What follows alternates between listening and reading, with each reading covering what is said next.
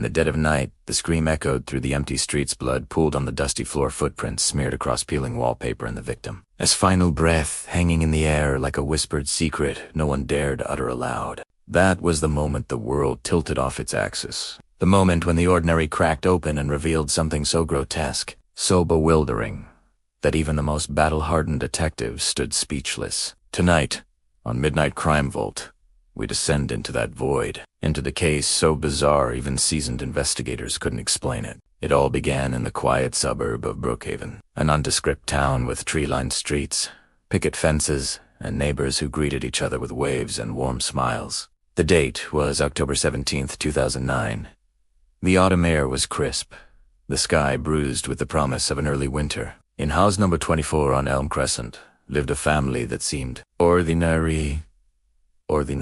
They were the kind of people whose holiday lights glowed brightest, who invited neighbors over for pie and laughter. The patriarch, Jonathan Hayes, age 42, was a mid-level accountant at a small firm downtown. His wife, Mary Ann, 38, was a school librarian, soft-spoken and gentle. Their daughter, Emily, just 10 years old, shy, with a quiet love for drawing.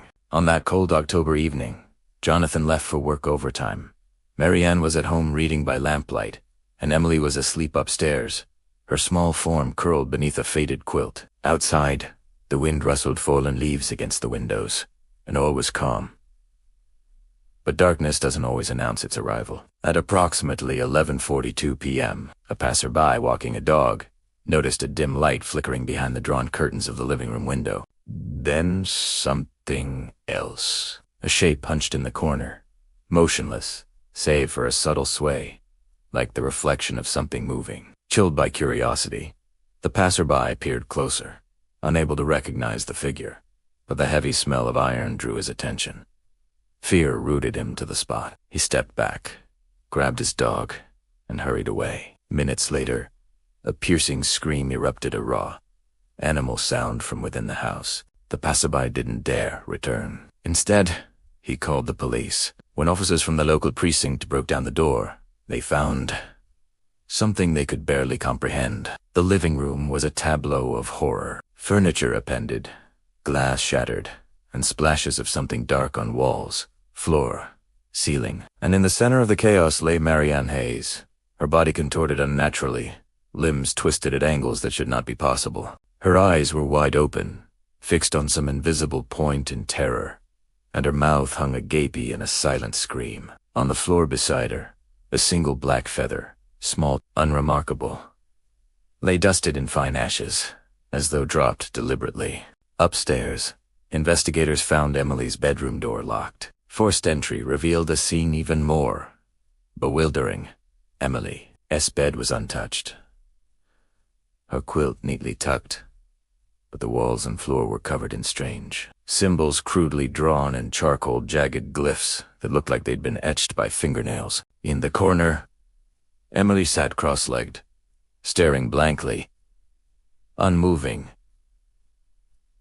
eyes glazed, fingers chalk white from clutching the charcoal stick. She didn't respond to voices, didn't blink, didn't reach when offered water. And on the little desk beside her, among scattered paper and crayons, was a single drawing, a dark silhouette, wings spread wide, standing over a figure curled in fetal position. Background blood red. The neighbors who peered in through broken windows could hardly reconcile the quaint home they knew with this scene, as though a demon had rewritten reality in that house, just for one night. The gavel-like thud of police radios, the clang of metal as doors were sealed off, the uncertain whispers of officers stepping carefully across the living room floor. Every sound deepened the dread in the air. The first detective on scene, Detective Paul Ramirez, described this smell as nothing like I've ever encountered. Not blood, not decay, but something cold and old, ancient. On the carpet, they found footprints, not human, or at least, not fully human. The impressions were shallow, elongated, heel narrow, toes splayed wide, claw-like. Yet there was no sign of tracking substance, no soil, no dust from outside, as if the being had traversed through walls. The only other clue was that black feather, and the ashes scattered around it. almost ceremonially. Fingerprint experts dusted the feather. No prints. DNA swabs. Nothing. It was as though the feather had materialized from thin air. From the start, the motive was unclear. There was no theft, no sign of forced entry except for the upstairs bedroom where Emily sat unmoving. Her school bag lay untouched by the bed. Her favorite stuffed rabbit sat on a shelf, unnoticed. Nothing was missing. Security cameras on Elm Crescent. The few that existed captured nothing unusual. No vehicle approaching. No suspicious figure lurking outside. It was as if the horror had arrived silently, inside the walls, without warning. As the night deepened, the local community gathered at a distance, drawn by the flashing lights and heavy presence of law enforcement. Murmuring prayers and horror, parents clutched their children, unwilling to look too closely at the place where innocence was shattered. As dawn approached, the grim reality settled. This was no common murder. It defied explanation. The press, once they got wind, descended with outrage. Headlines screamed demon visit in Brookhaven. Family of 3, one wiped clean, one frozen in fear. The community pleaded for answers. Justice, but above all, explanation. The investigation officially began at 2:15 a.m., led by Detective Ramirez and Sergeant Monica Lee. A small team from the Violent Crimes Unit arrived. For days they combed the house, measured every footprint, photographed every stain, cataloged every shard of glass. The first finding came from a forensic pathologist. Marianne's body bore no defensive wounds, no bruises, no cuts, no signs of struggle. Her neck was twisted, her skull cracked in 2 places. Severe blunt trauma, yet the blows did not match any weapon found at the scene. Forensics took apart the room. No heavy object lifted. No blunt instrument identified. Blood spatter patterns defied logic. Some drops hung mid-air on the ceiling behind a beam where no spray should reach. Photographs showed red stains where no living assailant could have lofted blood. Then the black feather, when tested. Its carbon composition didn't match any known bird. Under high magnification, its structure was anomalous. The barbs arranged at impossible angles, more like shards of glass than fiber. Still, nothing conclusive. Next came witness interviews. Neighbors quiet, mild-mannered swore. They'd heard nothing. No footsteps, no screams, no break-in sounds. One night shift worker 2 doors down insisted he saw a figure at his window around 11:40 p.m., but he described it as slender, tall, taller than any man, moving funny, almost sliding over the lawn. His description matched none of the surveillance images, obviously blank, but echoed the footprint shapes. Elongated, narrow. Several others reported vivid nightmares afterward, dark-winged shadows at their windows, whispers outside their doors. Police considered mass hysteria, but the nightmares only began after the news, never before. Still, psychological evaluations found no basis for mass hallucination. As days turned into weeks, theories abounded. Some speculated a serial killer with ritual intents. Others whispered occult involvement. The symbols in Emily's room, the ashes, the black feather elements reminiscent of ancient blood magic, symbolic of death and rebirth, sacrifice. A few articles suggested links to folklore creatures from old Appalachian legends, shapeshifters that feed on fear. But the detectives remained rooted in evidence. They analyzed Emily's drawing, too precise for a child of 10. The silhouette's wings unnatural, symmetrical, spread wide, as though it had drawn itself. Its posture exuded dominance, looming over the red figure, hinting not at fear, but worship. But worship of what? Then, in a shocking twist, forensic analysts discovered traces of a rare toxin in Marianne's bloodstream. A neurotoxin found only in certain tropical venomous amphibians. The idea. Perhaps the perpetrator incapacitated her with a stealth toxin, then struck. But where did such a toxin come from? No evidence of exotic pets. No glass vials. No residues. No container. It was as though the toxin synthesized itself in the air, dissolved, leaving no trace.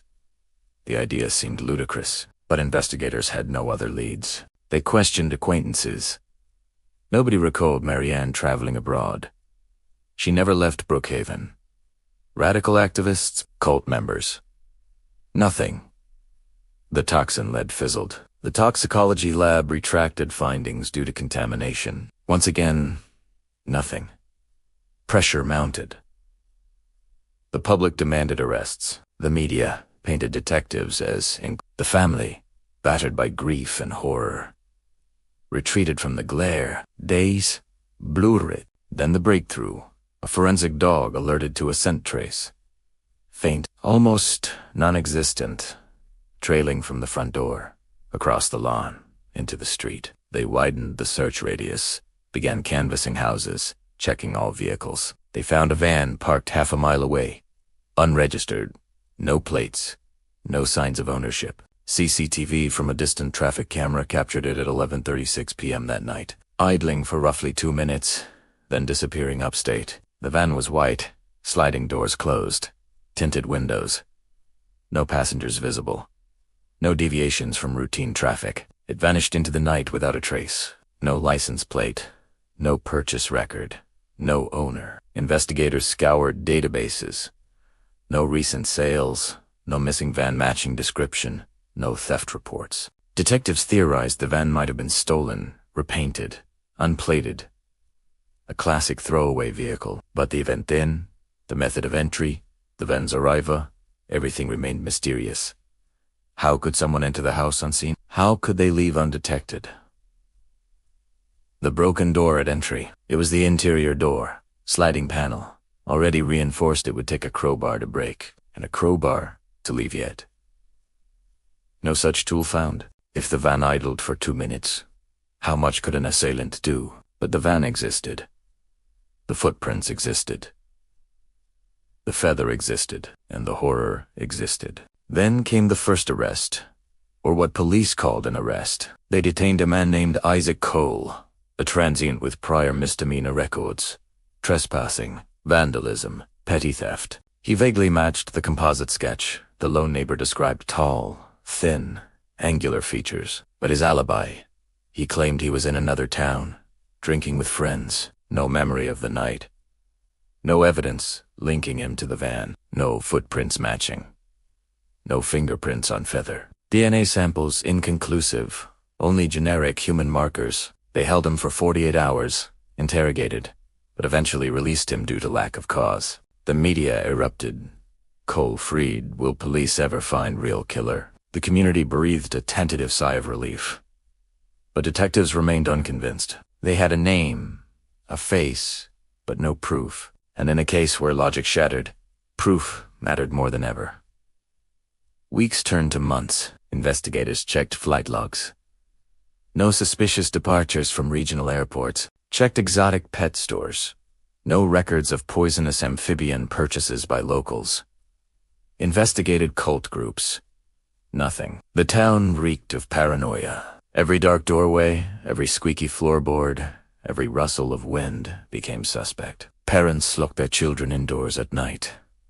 Lights stayed on. The street, once full of laughter, now hung in a silence so heavy it felt like mourning. But closure remained elusive. Evidence dried up. Tips trickled. Always dead ends. Then the final blow. Crucial forensic labs shut down due to budget cuts. The official investigation was suspended, marked inactive. The case file.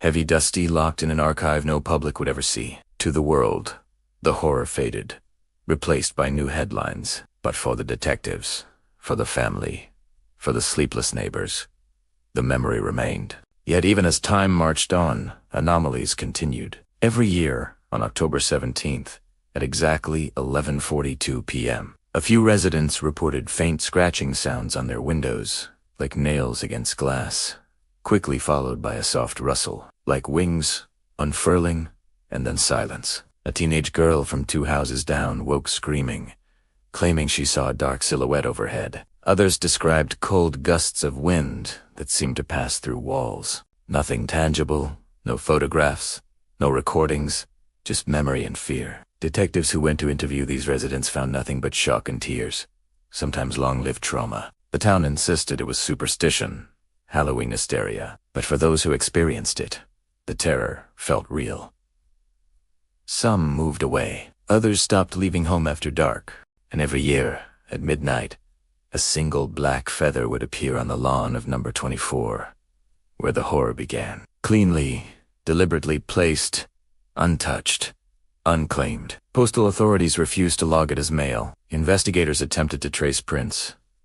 But again, nothing. Like a signature from something unseen. In 2014, a small independent journalist, intrigued by old cold cases, reopened the story. They published an article titled "The Shadow of Elm Crescent," interviewing former officers' neighbors, even the now adolescent Emily, though she refused to discuss it, speaking only in whispered fragments, haunted eyes flickering with memories she could not fully articulate. She refused therapy, refused cameras. She moved far away, changed her name. The journalist speculated the crime had occult undertones, perhaps tied to forgotten myths of shapeshifters, spirits that passed between realms. But nothing in the article proved more than speculation. No new leads, no fresh evidence, just stories and whispers. Now, 16 years later, the file remains closed. The death certificate for Marianne says homicide by unknown means.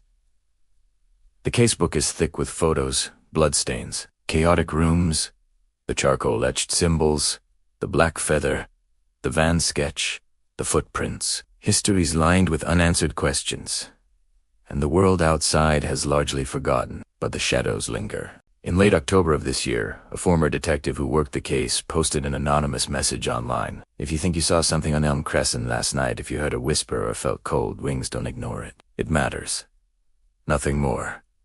Just an invitation. Soare were beneath street lamps, flickering like dying candles, wondering, what visited that house on Elm Crescent? A human killer. A ritual gone wrong. A creature unbound by earthly laws. No one knows. The victim lies buried under silence. The child grows up under a different name, under a new sky, and on the anniversary every year, a black feather appears, a grim reminder that some stories never end, that some nightmares outlive their victims. Now I turn to you, listener. You've heard the facts as we know them. You've glimpsed the chaos, smelled the iron temps, felt the shadow pass across the window. You've stood in that hallway, seen that feather drop silently onto the floor. So here's my question to you. What do you think committed this crime? Was it a disturbed human mind? A pack hunter drawn to fear? Or something older? Something beyond explanation? Comment below with your theory. And if you want to dive deeper into the unknown, make sure to hit subscribe. Because here, on Midnight Crime Vault, we keep turning every stone, chasing every whisper, until the truth finds daylight.